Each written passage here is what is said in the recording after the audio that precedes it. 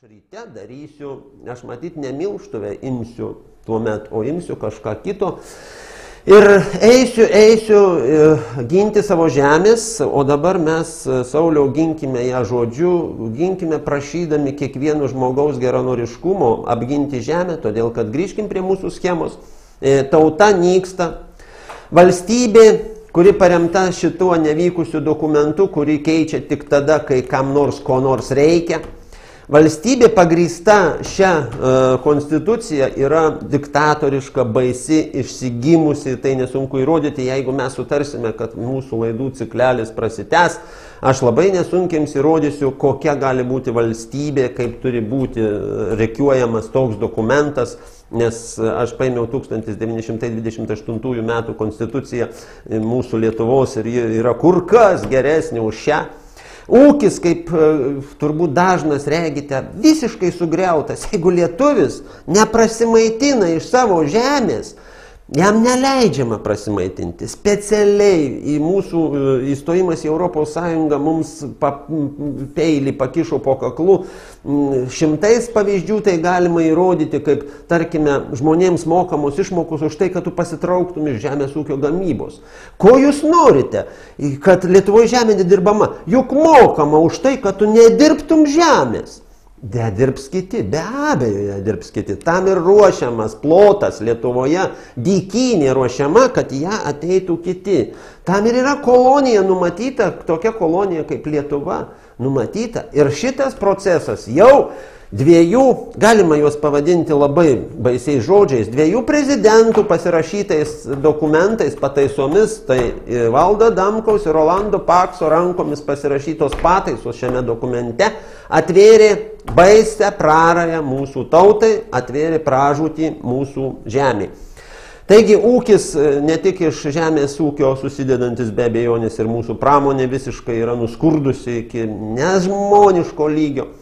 Lygiagrečiai smuko mūsų kultūra visiškai, aš neberegiu nei vieno šviesulio kultūros, aš neberegiu nei vieno aktoriaus, kuris vaidintų prasmingą vaidmenį. Man sako, tai čia labai aktorius, čia kultūra, parašė tekstą, išmoko, atkartojo. Ne, vyručiai, žinot, aš Balys Sruogaros, ar ne, Apyaušrių dalia yra spektaklis tos senas.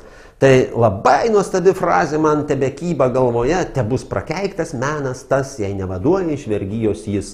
Todėl mūsų kultūra dabar, tas, kaip jūs ten vadinate, turbūt ar visi vadina popsas, ar koks jūs ten, yra skirta žmogui sukvailinti, atitraukti jo dėmesį nuo esminių dalykų, padaryti iš jo mašiną, nevykusią mašiną, kurią galima užprogramuoti ir pasiūsti kur nori, kada nori, kaip nori, jis darys bet ką, kaip kamikadzė, jis sėsi bet kokį automobilį, trenksis kur nori, išvažiuos kur nori. Kultūra mūsų viduje beliko, nežinau, viename kitame žmoguje ir tai užslėpta, uždusinta pinigų stygiumi, elementarios buities skurdumu, nors tą padaryti visiškai nesunku Lietuvoje viską atgaivinti. Todėl mes visiškai nesuprantame ir šeštojo elemento ateities, mes nesuvokiame, kas esame. Ir man tai labai apmaudu ir turbūt tau, Sauliau, apmaudu ir kiekvienam protaujančiam žmogui labai apmaudu, kad mes jau rytdienos nebematome. Todėl mūsų šeimos, aš jau nežinau, aš galiu ir apie savo šeimą dažnai apgailėtinai tik tai kalbėti. Aš svajoju apie gražią, darnią šeimą, kuri beje susideda irgi iš 7 elementų. Tai 2 seneliai, 2 tėvai ir 3 vaikai. Tai yra klasikinis modelis 7 elementų, kaip ir mano šis modelis. Tai štai šitas ratas yra visiškai juodas ir todėl mūsų gyvenimas, aš manau, visiškai juodas. Te bus turtuoliai, tarkime, arba prabanga besimėgaujantys žmonės nudžiugę, savim patenkinti, tačiau aš jiems visiškai nepavydžiu. Visiškai nepavydžiu. Alfredai, dabar vis tik tai, turbūt tikrai televizijos žiūrovas sutiks, kad pas mus tikrai nyksta kultūra, nyksta tauta, dabar finale mes to ir neteksime žemės, turėsim likučiai įsikelt, vos ne į Afriką, ten šokti savo tautinius šokius.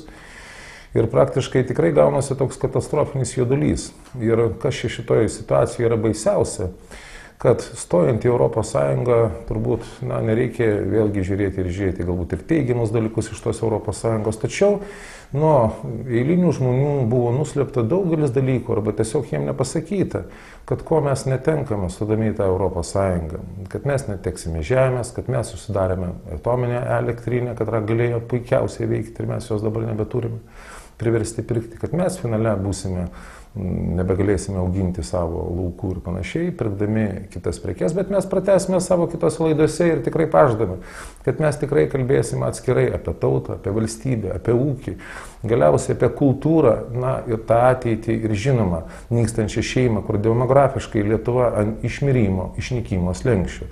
Todėl tikrai susirūpinimas šitais dalykais yra be galo didelis, kadangi priimta konstitucija ir dabar pataisyta į nevykusiai konstituciją. Ir dabar kaipgi elgtis toliau. Yra numatyta galbūt toj konstitucijai ir referendumai, Alfredai, tai galima, ir senoj buvo konstitucijai referendumai, ir šito yra, tik surinkime mes tos parašus ir galbūt galime keisti. Pasakykime, šio veiksmo aš imsiuosi, inicijuosiu, kaip vadina. Yra daug žmonių, kurie tam pritarė, mes jungiamės į darnią grupelę, mes darysime kolektyvinį veiksmą, kaip vadina, nes kolektyvinis darbas jis yra brandesnis, jis yra geresnis. Mes be reikalo, labai be reikalo sudergliojome šį principą kolektyvizmo, bendravimo, bendrumo. Čia mane visada taiso, kad kolektyvas tai mums atsibodęs. Neatsibodė žodis, kaip jį mes suprantame. Kompanija tegu būna, todėl kad ir dabar vežt šieną. Kaip malonu, vakar mes ten su kaimynė, su kitu kaimynu, 5 jau vežėme šieną. Vienas grebia, vienas krauna, vienas mina, vienas traktorium važiuoja. Visai kitas darbas, kolektyvizmas, tai ir mūsų tolesnis darbas turės būti būtent sutelkus didesnę dalį žmonių, kurie gero trokšta mūsų gyvenimui.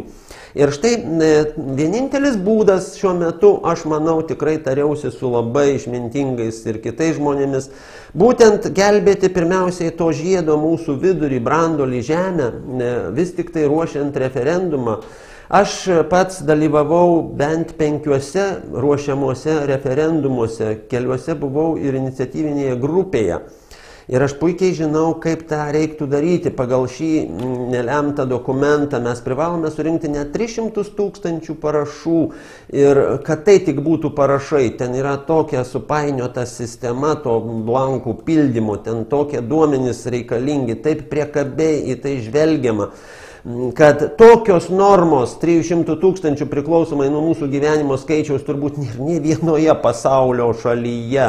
Tuo tarpu mano minėtoje konstitucijoje 28 metų 50 000 buvo įrašyta ir visi gyvenimo svarbus klausimai galėjo būti sprendžiami referendumu. Jeigu mes vaidiname bent jau tą tautinę, patriotinę, demokratinę valstybę, taigi reikėjo bent jau atstatyti esminius dalykus į šią konstituciją, perkelti iš ano laiko.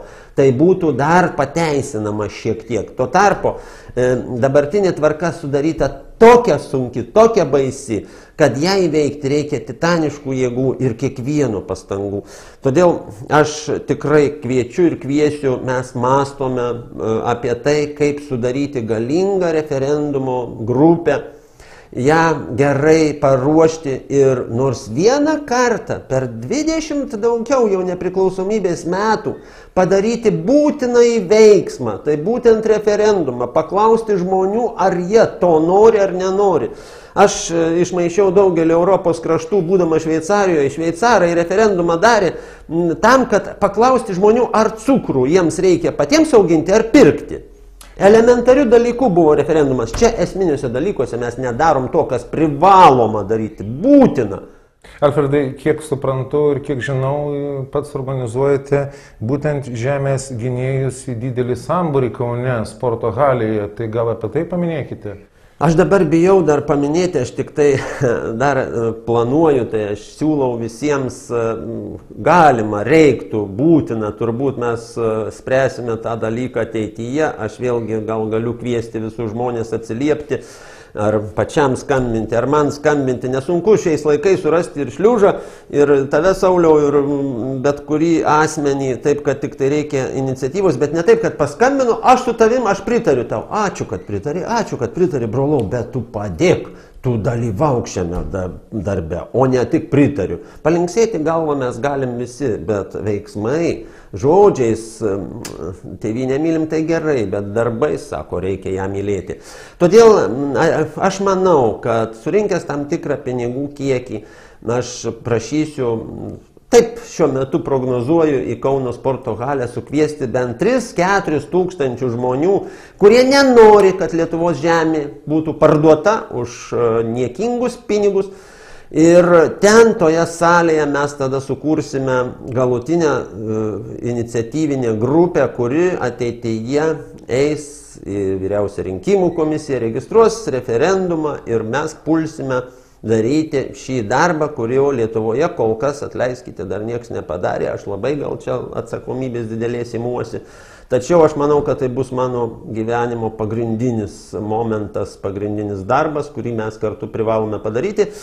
Jeigu mano tėvas, mano kaimo vyrai žuvo pamiškėmis gindami žemę, jeigu lietuviai nuo seno kariavo, net kardai statė pilis ir visaip gynė Lietuvos žemę, mūsų kartai būtina padaryti bent kažką panašaus, kad ant jos sąžinės negulėtų baisi išdavystė.